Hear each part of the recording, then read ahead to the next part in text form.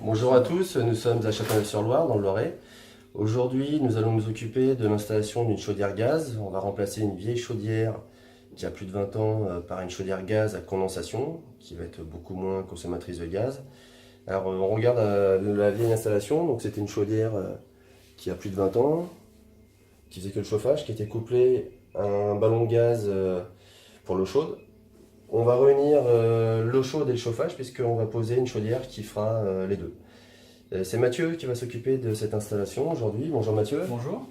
Alors explique-nous ce que tu vas commencer à faire aujourd'hui. Alors aujourd'hui, principalement, ça va être la dépose de la chaudière et commencer à préparer pour la nouvelle. Préparer tout ce qui est tuyauterie et après remise en eau, et le gaz, les vidanges, tout ça. Voilà. D'accord.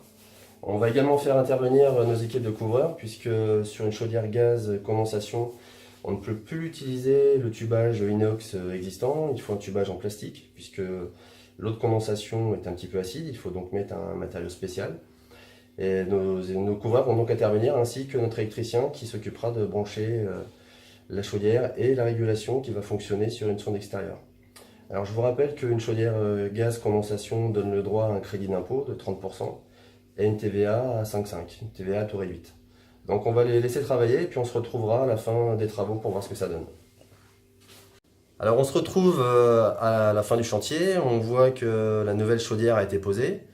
Alors évidemment ça fait de la place puisque on a enlevé le chauffe-eau gaz qui était à droite avant, donc beaucoup plus d'espace pour le client pour pouvoir ranger ce qu'il veut dans son sous-sol. Et donc on a regroupé le chauffage et l'eau chaude sur la chaudière.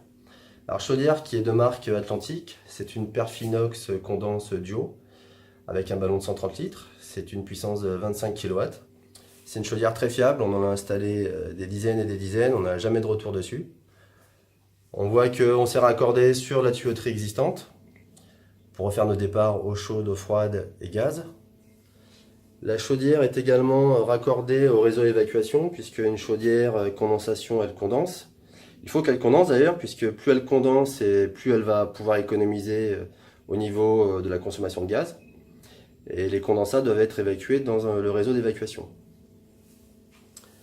Comme on l'avait dit également, l'évacuation des fumées a été refaite, puisque auparavant ça se faisait par un conduit en inox.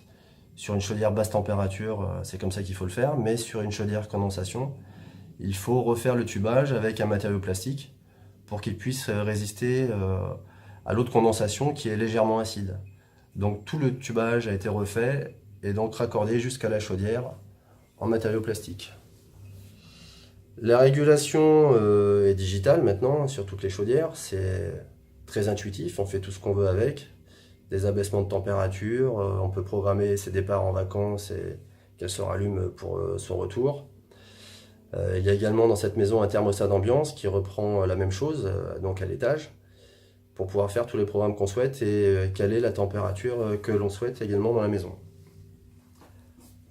Donc on voit que Mathieu a bien travaillé, hein, les tuyaux sont bien positionnés, tout fonctionne bien et tout est bien calé.